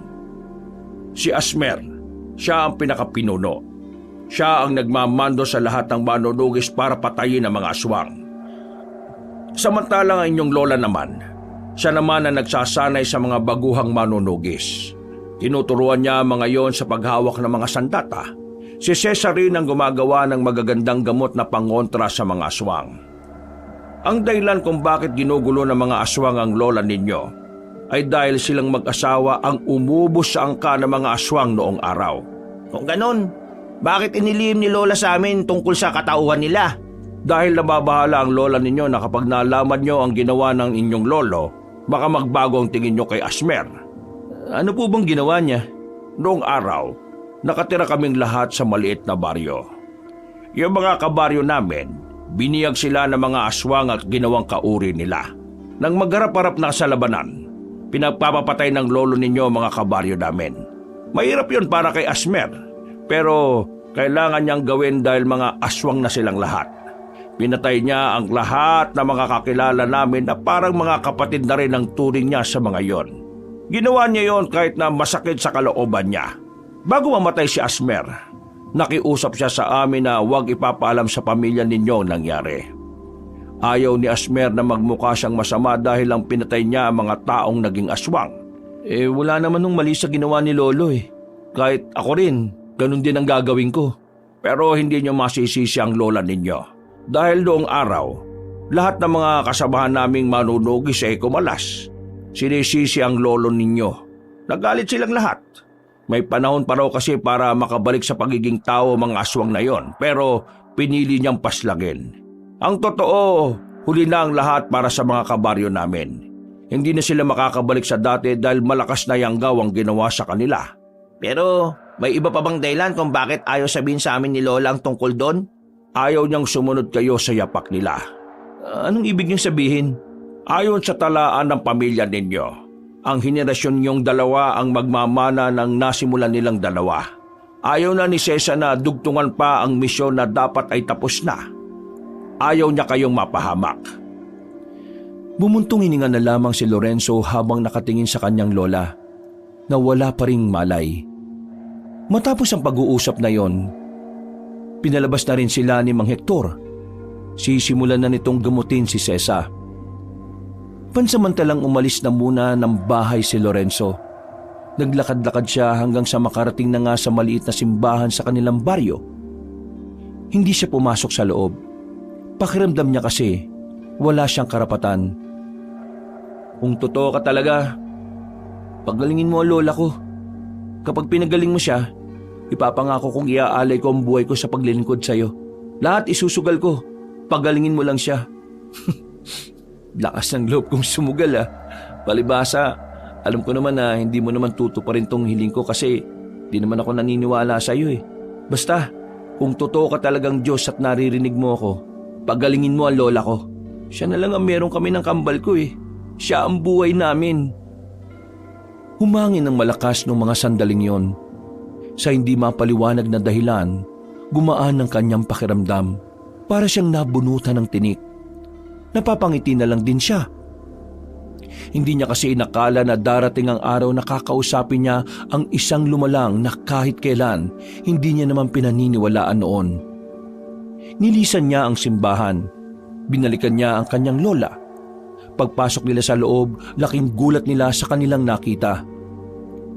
Hindi makapaniwala ang binatang si Lorenzo nang madatnang nakaupo na ang kanilang lola. Bumalik na ang dating kulay ng kuko at labi nito. Kahit na pawis ay kitang-kita nilang masigla na si Aling Sesa. Lola, ayos na ba kayo? Wala na bang lason sa katawan ninyo? Nasa maayos na ang kalagayan ko. Habang ginagamot ko ang lola nyo, bigla na lang nawala yung init ng katawan niya. Tapos, dumilat siya. Sabay-sabing ayos na daw siya. Tahimik lamang si Lorenzo sa gilid. Pero sa isip-isip niya, mukhang pinatunayan talaga ng Diyos na dapat siyang maniwalang may lumalang ng lahat. Pero sa kaloob-looban ng binata, masaya siya dahil nakaligtas ang kanyang lola sa tiyak na kamatayan. Pero maya-maya lang nawala ang kanyang ngiti. Sa puntong ito, nabuhay ang galit niya para sa mga aswang. Pinangako niya sa kanyang sarili na pagbabayarin niya ang lahat ng aswang. Uunahin niya sa listahan ng kanilang gurong babae na si Dina. Bago matulog, dumaan na muna siya ulit sa simbahan. Makakalahating oras na siyang nakatayo sa tapat. Hindi niya kasi alam kung papaano niya sisimulan ang pagpapasalamat. Dahil una pa lang, hindi naman talaga niya gawaing magpasalamat sa mga bagay na hindi sakop ng paniniwala niya noon. Hindi ko alam kung pinahiya mo ko nung patunayan mong totoo ka. Pero maraming salamat kasi nasa maayos na kalagayan ng lola ko. Yung usapan natin kanina, tototohanin ko yon. Tatapusin ko lang tong problemang to. Magsisilbi ako sa'yo. Ano bang pwede kong itawag sa'yo? Lord? Boss? Pre? Bro? God? Diyos? O boss na lang siguro? Boss, pasensya na kaagad kung magiging masama muna ako bago mo ako maging tagapagsilbi Ilangan ko lang pagbayarin yung mga aswang na nagtatangka sa buhay ng lola ko Ay, siya nga pala. Baka pwede mo naman akong ipasa sa exam mo. Humangin lang ng malakas at saka umalis na rin siya sa tapat ng simbahan. Pagbalik niya sa bahay nila ay parang wala lang nangyari sa kanyang lola. Kahit si Mang Hector, hindi rin niya alam kung ano ang nangyari. Napapangiti na lamang si Lorenzo sa gilid. Bagay na ipinagtaka naman nila Martino. Kahit kailan kasi, hindi nila nakitang nakangiti ng ganoon kalapad si Lorenzo. Lumipas ang 3 araw. Lunes na naman. Sabik na sabik pumasok si Lorenzo. Hindi dahil gusto niyang matuto sa mga bagong pag-aaralan, kundi dahil gusto niyang makita ang babaeng si Dina. Uy, ang bilis mo naman maglakad. Para kang kabayo Para lang sa kaalaman mo, ang kabayo hindi mabilis maglakad. Mabilis siyang tumakbo. Sus, dami mong alam. Kesa naman wala, no? Pag-akyat nila sa 2 palapag, naghiwalay na rin sila ng landas ni Martino. Magkaiba kasi sila ng silid. Pagpasok pa lang ni Lorenzo, gusto na niya kagad mag-uwian. Gusto niya kasing kumprontahin ng babaeng si Dina. Gusto niyang ipaalam sa babae na alam na niyang tinatago nitong sikreto. Bagot na bagot at tamad na tamad sa pakikinig ang binatang si Lorenzo. Bukod kasi sa hindi niya trip ang nagtuturo, napag-aralan na niya yon. Pero wala siyang magagawa kundi ang makisama. Hanggang sa nagbel na hudyat ng uwian. Yun, sa wakas, uwian na. Hindi pa nakakapagpaalam ang kanilang guro ay agad na rin siyang lumabas. Habang naglalakad, inihahanda na niya ang ballpen sa bulsa. para kung sakaling biglang magbago ng anyo ang babaeng si Dina, madali niya itong masasaksak. Boss, rinig mo ba ako? Ikaw nang bahala sa akin ha? Natanong na niya ang silid ni Dina nang bigla niyang makasalubong si Emil sa pasilyo. Uy, pre! Ay, tumigil ka. Nagmamadali ako. Hindi ko ba sasama sa aswang hunting? Napatigil si Lorenzo sa paglalakad nang marinig ang salitang aswang. Tila biglang naging interesado ang binata sa sinabi ni Emil. Binalikan niya ito. Tumingin-tingin sa paligid bago nagsalita. Alam mo kung saan may aswang? Oo, kaya nga sumama ka na sa amin. Mamayang gabi. O saan magkikita-kita? Dito lang din sa tapat ng school natin. Alas 10. O sige, sasama ako. Pero sa ngayon, hayaan mo ako. Nagmamadali ako eh. Huy, ayos! Nang marating na ni Lorenzo ang room ni Dina, nagtaka siya dahil wala man lang katao-tao sa loob. Nung unay inakala niyang baka maagang nagpalabas ng estudyante ang babaeng guro. Hanggang sa narinig na lamang niya ang tinig ni Mr. Moreno. Ano ginagawa mo sa harapan ng silid ni Miss Dina? Gusto ko lang sana siyang makausap eh. At tungkol naman saan? Sekretary po ba kayo ni Ma'am Dina? Hindi. Pero bilang isang guro na gaya niya, Babalik na lang ako bukas. Sana maabutan ko na lang siya. wala na rito si Miss Dina. Anong ibig niyo sabihin? Hindi na siya papasok dito kahit na kailan. Bakit? Anong dahilan? Sa pagkakarinig ko, pinauwi na siya ng asawa niya sa Maynila. Taga Maynila siya? Kaya kung may ipapasabi ka sa kanya, pwede naman ako na magsabi. Meron naman akong numero niya eh. Pwede ko siyang hindi na. Kaya mo ba matututunan na patapusin muna ang kausap mong magsalita bago ka magsalita? Kapag nagkabuhok na kayo. Ay, siya nga pala. Naniniwala na ako sa Diyos. Wow! Magandang balita yan. Naglakad na paalis ang binatang si Lorenzo. Pinunta na lamang niya ang kanyang kakambal at saka sabay na rin silang umuwi. Dahil hindi niya nakausap si Dina, hindi matahimik ang kanyang kalooban. Kaya nang matapos na silang kumain, palim siyang lumabas ng kanilang bahay. Kahit alas 8 na ng gabi, pinuntahan niya pa rin ang bahay ni Mang Hector. Kabihira, ginulat mo naman ako. Bakit ka ba nakatayo dyan sa gilid para kang engkanto? Hindi ko hinakala na magugulat ka pa rin kahit wala naman akong ginagawa. Ano bang ginagawa mo rito? Ikaw lang ba mag-isa? May nakikita ka bang iba? O baka nakikita mong kasama ko si Boss? Sinong boss? Si Boss, ang nakakaalam ng lahat. Yun o, sa taas. Alam mo, Lorenzo, masaya akong naniniwala ka na may Diyos. Pero pwede ba? Diretsahin mo na ako kung may kailangan ka. Gusto kong bigyan niyo ako ng sandata. Sandata? Kaya anuhin mo naman. Gusto kong pumuksa ng aswang eh. Sinasabi mo bang gusto mong sundan yung yapak ng lolo at lola mo? Wala naman akong sinasabi. Di kita matutulungan dyan. Bakit naman? Ayaw niyo bang mapuksa ang mga aswang? Bago mamatay ang lolo mo, nangako ko sa kanya na hanggang sa kanila na lang ang pagiging manunugis ng angkan ninyo. Hindi niya gusto na pati ang mga apo niya malagay din ang buhay sa panganib. Pero aminin man natin o hindi, kailangan natin patayin ng mga aswang. At wala nang ibang gagawa nun kundi kaming dalawa ni Martino. Gusto mo ba talagang maging manunugis? Sabihin na lang natin na gusto ko lang talagang iganti si Lola. Mang Hector, kailangan mo akong tulungan. Ilang estudyante na ang nawawala sa school namin. Malakas ang kutob ko na ginawa na rin silang aswang. O kaya naman, kinain na rin sila. Bakit ngayon mo lang ito sinasabi? Siguro dahil walang nagtatanong. Pambihira. O sige, tutulungan kita. Pero sa isang kondisyon. Anong kondisyon? Huwag mong ipapaalam kay Cesar na ginagawa ko ito. Mahayayari ako ron. Kay Martino, pwede mong sabihin sa kanya, mas maganda nga kung dalawa kayong narito ngayon. Olika, pumasok ka sa loob. May papakita ko sa iyo. Tumango lang ang binata. Sa loob ng bahay, merong sikretong pintuan doon sa ilalim ng lamesa. Sandaling bumaba ang matandang lalaki. Pagbalik nito ay may dala na itong katana. Halos 1 metro ang katana na yon. At base sa disenyo, mukhang matagal na ang patalim na yon. 2 katanang ipinatago sa akin ng lola ninyo. Yung isa sa kanya. Yung isang ito, Pagmamay-ari ito ni Asmer, ang lolo mo. Pwede niyo po ba akong turuan kung paano to gamitin? Kailangan ko matutunan to ngayon sa loob ng 1 oras. Ha? Bakit may oras pa? Aalis kasi ako ng 10:00 eh. Maghahanap ako ng aswang kasama ang ilang tao na hindi ko close pero kaibigan ng turing sa akin.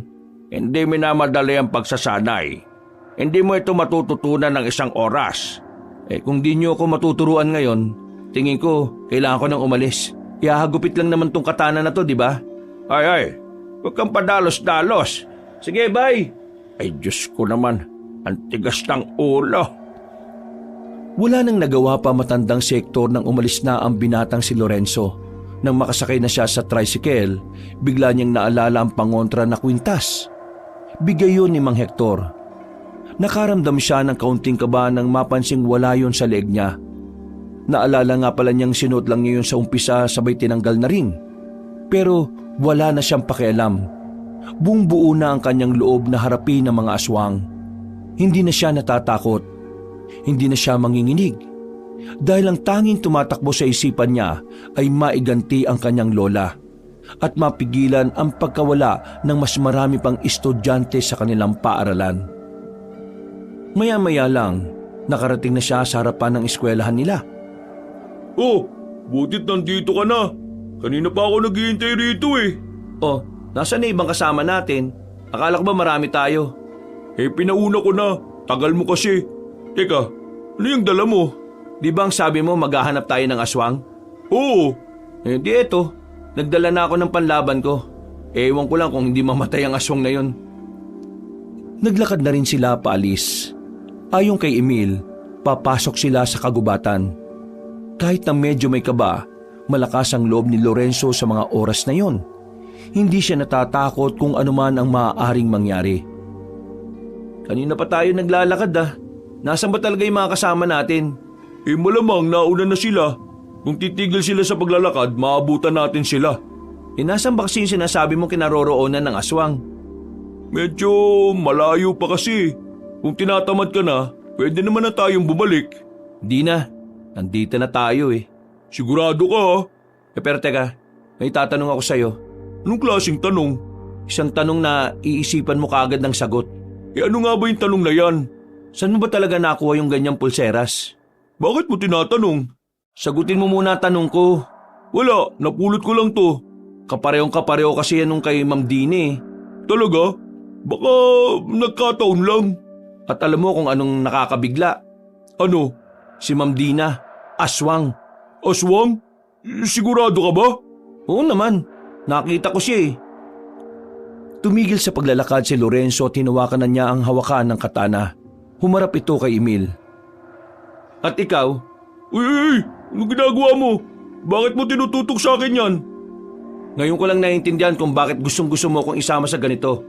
Kasi may dalawa kang gustong gawin sa akin. Lapain ako o gawin akong katulad ninyo. Ano ba sinasabi mo? Hindi kita maintindihan. Maamin ka na. Kagaya ka ni Ma'am Dina. Hindi ko alam sinasabi mo, no? Hindi ko nga sigurado kung totoo yung sinasabi mo tungkol kay Ma'am Dina eh. Ano ba problema mo? Huwag ka na magmaang-maangan pa. Alam ko na ang tinatago mo. Ngayon ko lang din naisip eh. Magaling ka ha. Nagawa mo akong linlangin.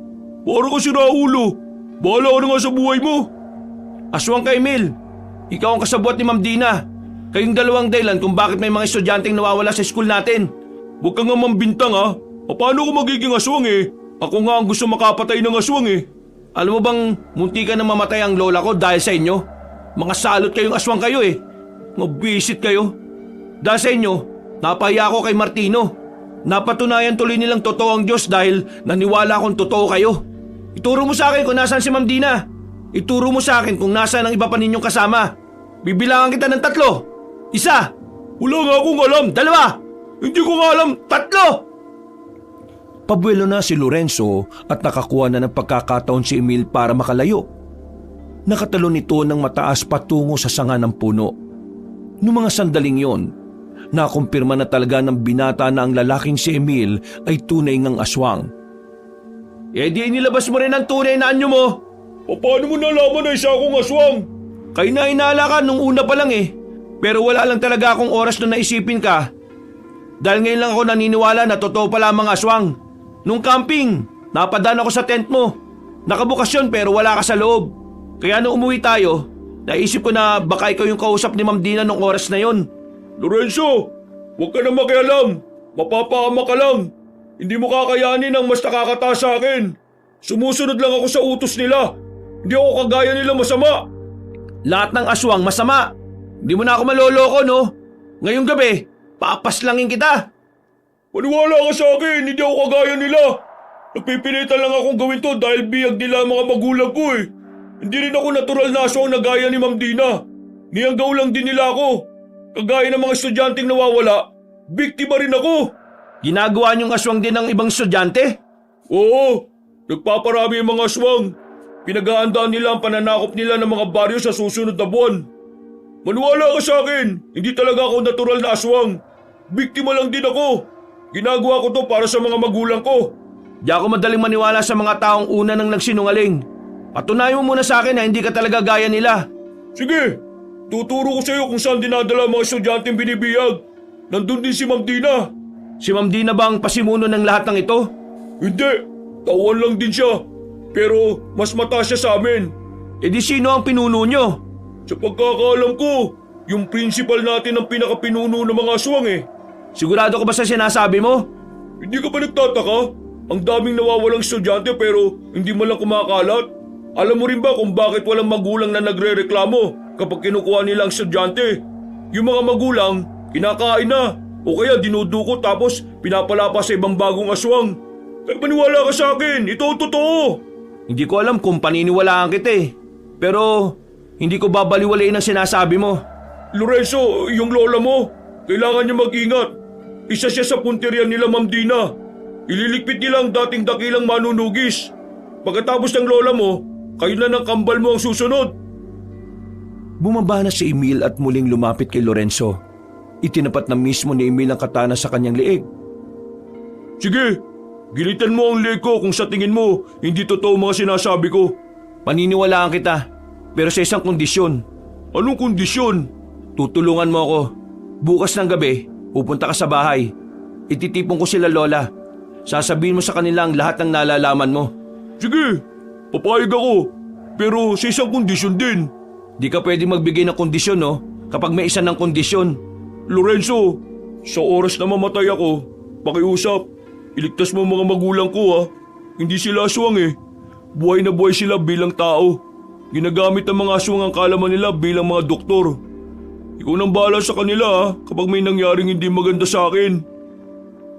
Sabay na silang naglakad paalis sa gubat na yon. Nasabi na rin sa kanya ni Emil kung saan ang eksaktong lugar ng pinagtataguan ng mga aswang. Na maghiwalay na sila ni Emil, tila bigla siyang nakaramdam ng awa. Kahit na hindi siya dapat nagpapadala sa kanyang emosyon, pero sa tingin niya, totoo ang mga sinasabi nito. Noong gabing yon, wala siyang napaslang na aswang. Umuwi na lamang siya sa bahay nila. Kinabukasan ng umaga, sa kanya lamang naikwento ang mga nangyari. Maging ang kanyang kakambal ay nagulat din sa mga sinabi niya. Si Emil? Aswang? Oo, aswang si Emil. Pero ang sabi niya, mabuting aswang siya. Mamayang gabi, papatunayan niya yon. Sasabihin niya sa inyong lahat ang mga nalalaman niya. Duda ako dyan. Kung talagang may nalalaman siya, dapat sa pag-uusap niyo pa lang sinabi na niya. Sasaga pa lang siya ng mga impormasyon eh. Sa kanya sasabihin mamayang gabi kung ano mga nalalaman niya. Wag na muna kayong pumasok. Ngayong alam na natin na may aswang sa paaralan ninyo. Hindi na kayo ligtas doon. Sesa, kailangan ko na yatang abisuhan ng tropa. Tropa? Ang ibang manunugis na naghihintay lang sa senyas ni Sesa. Pwede bang sumama ako? Total, nasa akin naman na ang katana ni Lolo eh. Pabihira naman to, nadulas pa. Iligay mo na kay Lorenzo ang katana ni Asmir. Ang kulit eh. Pasensya na. Ayos lang. Binigay ko na rin naman ng katana ko kay Martino. Teka, ayos na sa'yo na sundan nilang dalawang yapak ninyo. Naisip ko lang kasi na kung iiwasan nila ang kapalaran nila, baka mamatay lang sila ng walang kalaban-laban. Yun naman pala eh, di ayos na. Mang Hector, Lola, turuan niyo na kami. Napatungo na lamang ang dalawang matanda. Sa puntong yun ay nakaramdam na rin ng pagkasabik ang lalaking si Lorenzo. Hindi na siya makapaghintay na makapaslang ng aswang. Makalipas ang ilang oras, sumapit na rin ang kinagabihan. Makakasama sila sa bakuran habang naghihintay sa pagdating ni Emil. Pero mag-iisang oras na ay wala pa rin ito. Sigurado ka bang nagsasabi siya ng totoo? O baka tinakasan ka ng kaibigan mong yan? Kung hindi siya dumating ngayon, pinatunayan niya lang na masama nga siyang aswang. Sandali. Siya na ba yun? Napatayo sila nang matanaw ang paggewang-gewang na tumatakbong lalaking si Emil. Nang makarating na ito sa kanilang bakuran, ay saka na ito bumagsak sa lapag. Nakaanyong aswang pa ito, pero maraming sugat sa katawan at sumusuka na rin ang dugo. Emil, anong nangyari? Lorenzo, hindi ang principal natin ang pinuno. Alam ko na kung sino. Sino? Sabihin mo! Hindi na naituloy pa ng lalaking si Emil ang kanyang sasabihin nang di na nito kayanin ang dami ng hiwa sa katawan nito. Nalugutan na ito ng hininga at hindi na nila nalaman kung sino ang pinuno ng mga aswang. Kailangan natin siyang alisin agad dito. Kapag nakita ng mga tao na aswang siya, mag-iinala din sila na baka aswang din tayo. Anong gagawin natin sa kanya? Karaniwang sinusunog ang bangkay ng mga aswang. Pero dahil kaibigan mo naman siya, ililibing na lang natin siya. Sa likod bahay, doon na lang natin ilibing ang aswang na ito. Dati, hindi ako naniniwalang may Diyos at may aswang eh. Ngayon, kailangan kong maniwala na may aswang na mabuti. Inilibing nila ang lalaking si Emil. Kahit na papaano, nakakaramdam ng lungkot ang lalaking si Lorenzo. Hindi niya inakala na hahantong sa masaklap ang buhay ni Emil. Sa kabilang banda, bigla na lamang siyang kinabahan. Iniisip niya na baka may alam na ang mga aswang na naghahanda na rin sila. Kailangan ko na bang puntahan ng iba nating kasama, Sesa? Ipagpabukas mo na. Delikado kung ngayong gabi ka pa lalakad. Dumito ka na rin magpahinga. Maya-maya lang, pumasok na ang dalawang matanda sa loob ng bahay. Habang si Lorenzo naman, nasa harapan lang ng bahay. Nakatulala, malalim ang iniisip. Nilapitan ito ng kakambal niya at tinabihan.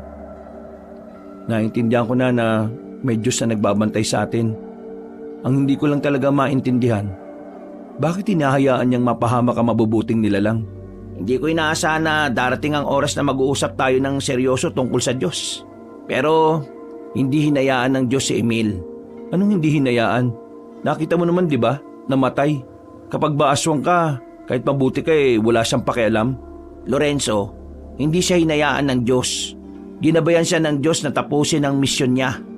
At yun ay ang bigyan kanya ng babala laban sa mga aswang. Yun lang ang pinakamahalagang papel niya sa mundong ito. At dahil natapos na niya yon, mawawala na rin siya rito. Sinasabi mo bang ang buhay natin ay nakadepende sa kung ano ang misyon na nakapasan sa balikat natin? Mismo! Ay, malas naman ni Emil. Ang konti lang pala ng misyon niya sa mundong ito. May hinayata siya kay boss eh. Sinong boss? Si boss. Yung Diyos. Yun ang tawag ko sa kanya. Paano ka nga pala naniwala sa kanya? Bakit parang biglaan?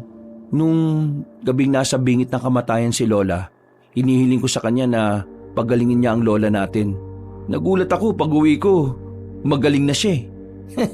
Sinabi ko naman kasi sa'yo, di ba? Mabait siya sa kahit na sino. Naniniwala ka man o hindi. Anak ang turing niya sa lahat. Napangiti na lamang ang lalaking si Lorenzo. Maya-maya lang din ay pumasok na rin sila sa loob. Kinabukasan, maagang umalis ng bahay ang matandang si Hector para puntahan ng iba pang manunugis. Habang ang kambal naman ay nanatili na muna sa bahay nila.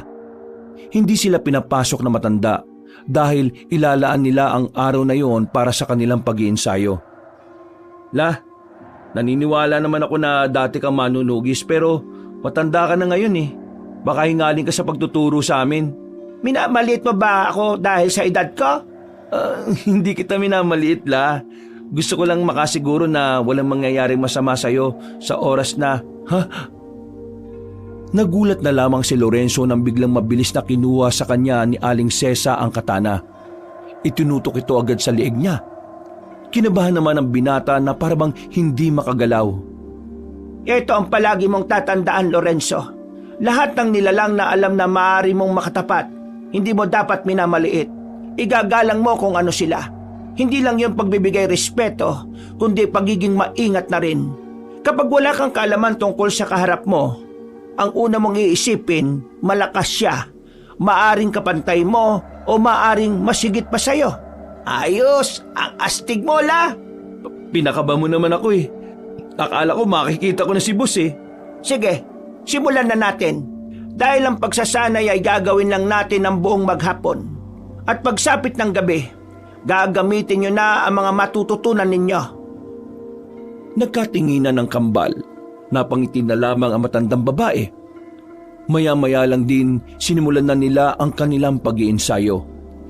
Hirap na hirap ang kambal. Kahit matanda na ang lola nila, hindi nila yun matalo sa laban.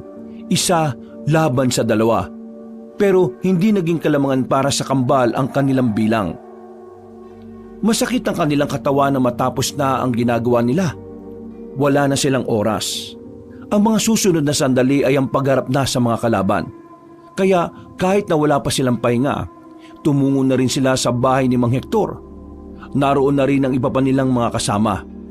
Nagtitipon na ang mga manunugis. Mga kasama, magbigay galang sa isa pa nating pinuno. Yumuko ang mga manunugis. Namangha naman ang kambal sa kanilang nakita. Hindi nila inaasahan na ganun kataas ang paggalang ng mga yon sa kanilang lola. Ang dalawang binatang yan ay ang apo ni Asmer at Cesa. Sila ang napipintong sumunod sa yapak ng mga pinuno natin. Hindi nyo kailangan magbigay galang. Wala pa naman kaming napapatunayan eh. Di hamak na may mga karanasan na kayo sa amin. Kaya kami ang dapat magbigay galang sa inyo. Martino. Bakit? Yumuko ka rin. Wow! Iba pala epekto sa iyo ni boss, ano? Nagiging matino ka. Ngayong gabi, mabubuhay muli ang alitan na matagal na dapat natuldukan. Magaganap muli ang kaguluhan sa pagitan ng kabutihan at kasamaan. Iandaan niyo mga sarili ninyo. Dahil ngayong gabi, pupuntahan natin ang mga aswang. Paumanhin sa inyong lahat. Dahil hindi ako makakasama sa inyong laban. Pero ipagdarasal ko kayo sa Diyos Ama na sana tagumpay ang kasama ninyo sa inyong pagbabalik. Pagkatapos ng sandaling pagtitipon, umalis na rin si Aling Cesa kasama ang ibang manunugis. Inihatid ito patungo sa may ligtas na lugar. Maya-maya pa, sinimulan na rin nila ang paglalakbay. Martino, Bakit? hindi pa rin ako makapaniwala eh. Makapaniwala na alin? Eto, nandito tayo. Parang nakaraan lang, nagdududa pa ako kung may Diyos. Tapos ngayon, nandito ako, kasama niyong haharap sa mga aswang. Sinabi ko naman kasi sa iyo iba maglaro ang tadhana. Pero ang mahalaga, nakilala mo na rin ang Diyos sa wakas. Pwede ko bang ilingin sa kanya na sana hindi tayo mapahamak? Pwede naman. Bakit naman hindi? Sandaling pumikit ang lalaking si Lorenzo na yon nang maramdaman nilang tila may nakamasid na sa kanilang paglalakbay. Tumigil si Mang Hector sa paglalakad. Sa puntong ito, nakaramdam na ng kaba ang kambal. Mga kasama, narito na sila. Lorenzo, kalma lang Huwag ka matataranta Ayan na sila. Naglabasa ng mga aswang sa gilid, sa likod at sa itaas. Dahil dito, sumiklab na ang kaguluhan. Dahil nasa kagubatan sila at limitado lang ang liwanag na nalilika ng mga dala nilang lampara, nahirapan silang kalabanin ng mga aswang sa unang 10 minuto. Hindi nila matamaan ang mga yon. Kaya naman nakaisip ng paraan ang lalaking si Lorenzo. Inilabas niya ang daladalang lighter. Boss, naririnig mo naman ako ngayon, di ba? Sorry agad Kailangan ko tong gawin. Sinunog ni Lorenzo ang mga tuyong dahon sa lapag. Nang lumaki ang apoy, nakalika sila ng mas malakas na liwanag. Nakita na nila ang mga aswang kung saan nagtatago. Kaya sa mga pagkakataong ito, nagawa na rin nilang labanan ng patas sa mga yon. Unti-unti nilang nababawasan ng bilang. Lorenzo, nakita ko si Ma'am Dina sa gawing yon. Dito ka lang, ako ang harap sa kanya. Sasamahan kita! Mabilis na tumakbo ang dalawa patungo sa kaliwang banda. Nang makarating na sila sa maisan, nakita nila roon ang babaeng si Dina. Tila hinihintay lang din sila nito. Tama nga ang hinala ko. Kayong dalawang apo ng mga dating manunugis na si Sesa at Asmer. Buti naman at wala ka na sa school natin. Bukod sa wala kaming matutunan sa'yo, umay na kami sa amoy mong malanse. Mahusay at matalino ka, Lorenzo. Pero mali ka ng tinatahak mong landas. Hindi mo alam ang pinasok mo. Hindi na mahalaga kung delikado o hindi ang pinasok namin. Dahil ang mahalaga sa amin ngayon, mapuksa kayo mga aswang kayo. Ma'am Tina, sayang kayo. Ang ganda nyo pa naman. Pero sa likod ng kagandahan nyo isa pala kayong alimaw. Isa ka rin palang may pagnanasa sa akin. Kunwari ka pang... Ang dami mo pang sinasabi! Pinukul ni Lorenzo ang nadampot na bato sa direksyon ng aswang na si Dina. Tinamaan niya ito sa muka, dahilan para mahilo agad ang babae. Papaslangin ko kayo! Gumapang na mabilis si Dina. Nang makalapit na ito sa kanya, tumalon ito ng mataas. Nahawakan nito si Martino. Nakalmot nito si Martino sa balikat. Pero mabuti na lang ay nadaplisan lang ito dahil nagawa nitong makailag. Ayos ka lang? Pag mo akong intindihin. Muling umatake ang aswang na si Dina.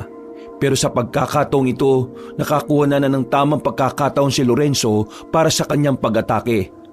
Mabilis niyang nilapitan ang babae habang nakatalikod pa ito. Isang mahabang hiwa ang nagawa ni Lorenzo sa likod nito. Hindi na naman nagsaya ng oras si Martino. Tinaga naman ito sa hita si Dina. Nang mapalood ito, agad nang itinarak ni Lorenzo ang katana sa likod nito. Tumagos pa yon sa kaliwang dibdib ni Dina. Dahilan para unti-unting madapa na lamang ang babaeng aswang. Sabihin mo, nasaan ang pinuno ninyo? Hindi niyo siya kakayanin.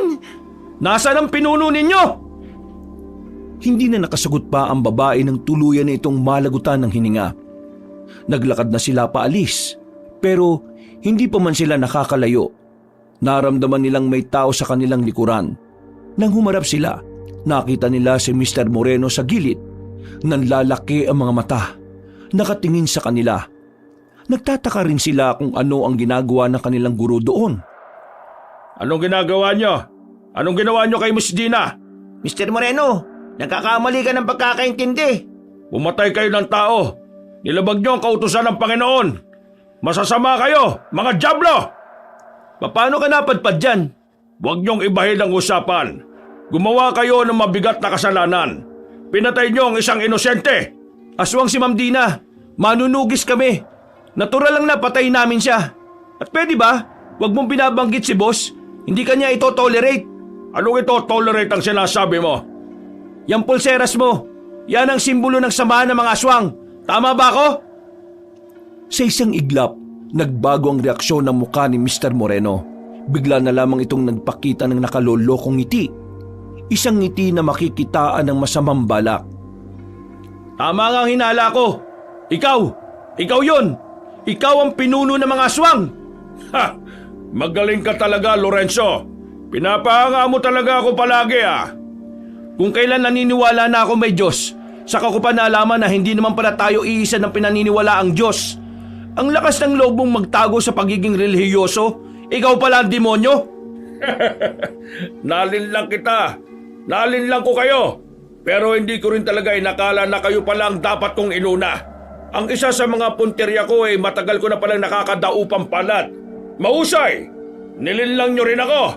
Anong nilinlang? Hindi rin naman namin alam na manunugis ang pinagmulan namin Buwang ka rin no? Saan mo din nila mga estudyanteng dinudukot ninyo? Malalaman mo lang yon kung matatalo nyo ako. Aray! Nagulat na lamang sila na may bumaon na palaso sa bandang liig na matandang si Moreno. Tinira na pala ito ng palaso ni Mang Hector. Dahil dito, dumistansya na muna si Mr. Moreno. Pinutol nito ang palaso. Hindi na pala ako asintado ngayon. Iba na talaga kapag may edad na O ikaw, hindi kita kilala, pero hindi ka namin sasantuin. Nagalit si Mr. Moreno. Nagpalit na ito ng anyo bilang aswang. Mabilis itong nakalapit. Niligpasan nito ang kambal. Diretso kay Mang Hector si Mr. Moreno. Isang mahabang kalmot agad ang nagawa ng pinunong aswang. Tumba agad si Mang Hector. Agad namang rumisponde ang kambal. Tinaga nila si Mr. Moreno. Pero nagawa sila nitong iwasan. Nang makabuelo, muli silang inatake ni Mr. Moreno. Tapis agad ang balat ni Lorenzo sa balikat, habang si Martino naman nadaplisan sa braso ng kalmot. Aminado sila na kakaiba si Mr. Moreno kumpara sa mga una nilang nakatapat. Kahit si Mang Hector, alam din na hindi basta-basta ang pinuno ng mga aswang. Pero kahit na ganoon, hindi nagpatinag ang lalaking si Lorenzo. Parang hindi niya nararamdaman ang sugat na tinatamo niya. Dali-dali siyang lumapit ulit kay Mr. Moreno. Tinaga niya ng katana ang pinunong aswang. Pero sa kasamaang palad, hindi niya naman ito tinamaan. Sinubukan niya pa ulit hatawin, pero nahawakan ni Mr. Moreno ang kamay niya. Matagal na ako nagtitimpi sa pagiging bastos mo sa akin, Lorenzo. Ito na ang tamang pagkakataon dahil wala na tayo sa paaralan. Pwede na kitang patayin. Hindi mo pwedeng gawin yan! Paglingon ni Mr. Moreno sa gilid, naroon na si Martino. Nagawa ni Mr. Moreno na salagi ng pagtaga ng binata. Pero nabitiwan naman nito si Lorenzo. Sinamantala na ni Lorenzo ang pagkakataon. Itinarak niya ang katana sa tiyan ni Mr. Moreno.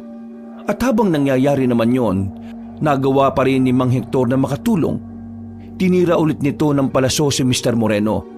Sa pagkakataong yon, sa kaliwang dibdib na yon bumaon. Bullseye! Hindi pa nakontento si Lorenzo. Hinugot niya ang katana at saka itinarak ulit kung saan naroon din ang nakatarak na palaso. Tinulak sila ni Mr. Moreno. Dumistansya ito sa kanila. Anong akala nyo? Mapapatay nyo ako sa ganitong paraan? Hindi ako magiging pinuno kung sa simpleng saksak lang mamamatay na ako. Aabante pa sana si Mr. Moreno nang bigla itong sumuka ng dugo. Kalaunan, makakasunod na ubo na lamang ang nagawa nito. May laso na ang pangalawang palaso na pinatama ko sa iyo. Yung una, sinadya kong wala para maging kampante ka at isipin mong hindi ka mamamatay sa palaso. Mr. Moreno, talo ka na! Mukhang kailangan mo nang magpaalam. Hindi ka ililigtas ng kinikilala mong Diyos, no? Kahit na kailan talaga, malaking hadlang ang mga tao sa mga hangarin namin. Hindi ako makapaniwala. Nasayang lang ang maraming taon ng pagpaplano ko. Mr. Moreno, magpahinga ka na! Hanggang dito na lang ang misyon mo sa mundo! Lumakas ng lumakas ang ubo ni Mr. Moreno. Parami na rin ang parami ang dugong isinusuka nito. Lumalambot na rin ang tuhod nito. Nahihilo at nawawalan ng balanse. Bakit ayaw niyo pa akong tapusin? Di ba ito naman ang pinakahihintay ninyo? Ibinibigay na namin ang ilang minuto na natitira sa buhay mo. Mabait pa rin naman kami sa iyo kahit nakampun ka pa ng demonyo. Yung mga biyag na estudyante. Kung dediretsuhin niyo ito, ay may makikita kayong malaking bahay. Hanapin niyo ang basement. Naroon silang lahat. Lorenzo, maraming salamat. Ngayon, naiintindihan ko na kung bakit makapangyarihan ang pagmamahal ng mga tao. Bigla na itong bumagsak. Hindi na ito makapagsalita. Nangingisay-ngisay na rin ito. Kalaunan, hindi na rin ito gumagalaw. Tuluyan na itong nalagutan ng hininga. Ayos lang ba kayo? Tuklap ang balat mo. May kalmot ako. At may mahabang sugat si Mang Hector. Tapos, magtatanong ka kung ayos lang kami? Tulungan niyo na ako makatayo. Inalalayan nila ang matanda. Nang balikan nila ang kanilang mga kasama ay natalo na nila ang mga aswang. Marami ang sugatan sa kanila. Merong kritikal pero nailigtas din naman. Masaya silang nakabalik sa baryo. Bitbit nila ang tagumpay. Walang paglagyan ang kalooban ni Lorenzo. Dahil sa wakas, hindi na mangangamba ang kanilang lola tuwing matutulog sa gabi. Makalipas ang halos isang buwan, nakarecover na rin sila. Pansamantalang natigil ang kanilang pag-aaral. Wala na rin kasi ang kanilang principal. Nakasama ito sa mga namatay sa labanan. Ang mga estudyante namang ilang araw nang nawawala, naibalik na rin sa kanilang mga magulang. Mga apo, hanggang ngayon, hindi pa rin ako makapaniwala na kinaya niyong makipagsabayan sa mga manunugis. Masaya ako at proud ako sa ginawa ninyo. Talagang nananalaytay ang pagiging mandirigma sa dugo ninyo. Ang tanong ngayon, ipagpapatuloy niyo ba ang nasimulan ng inyong lolo at lola? Habang nag-aaral, itutuloy ko ang pagiging manunugis. Gusto kong magbigay-pugay sa nagawa ni lolo at lola. Ikaw, Lorenzo. La, Mang Hector, pasensya na pero tingin ko hindi ko na may tutuloy ang pagiging manunugis. Wala namang problema kung yan ang desisyon mo. Pero pwede bang naming malaman kung bakit? Nangako ko kay boss na pag natapos na ang gulo, magsisilbi ako sa kanya. Teka, sinasabi mo bang magpapari ka? Masyado ko makasalanan para maging pare. Pero kahit na anong paraan ng paglilingkod gagawin ko. Alam mo, Lorenzo, natutuwa ako sa iyo. Hindi ko talaga inakala na darating ang araw na magbabago ang paniniwala mo. Maraming salamat at hindi niyo ako sinukuan. O paano? Kumain na tayo. Baka lumamig pa itong niluto ko. Masarap po ba yan? Masarap magluto yan si Hector. Nung araw tagaluto namin yan ng merienda. Ang kaso nga lang, may pagkakataon na sobrang alat ng luto niya. Ay nako, binunyag mo pa. Baka sa susunod hindi na sila kumain ng luto ko. Ayos lang, sa susunod pa naman Pinagsaluhan nila ang mga pagkaing nakahain sa hapagkainan. Masaya ang kalooban ng bawat isa. Payapa at maginhawa. Lalong-lalo na ang binatang si Lorenzo.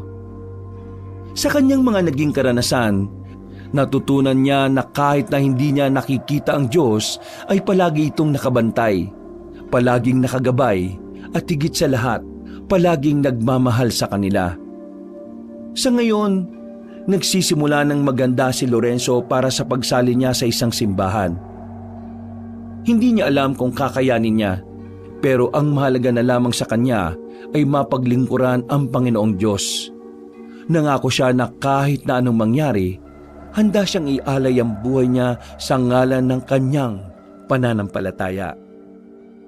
Wakas! Napapakamot na lamang sa ulo ang binatang si Lorenzo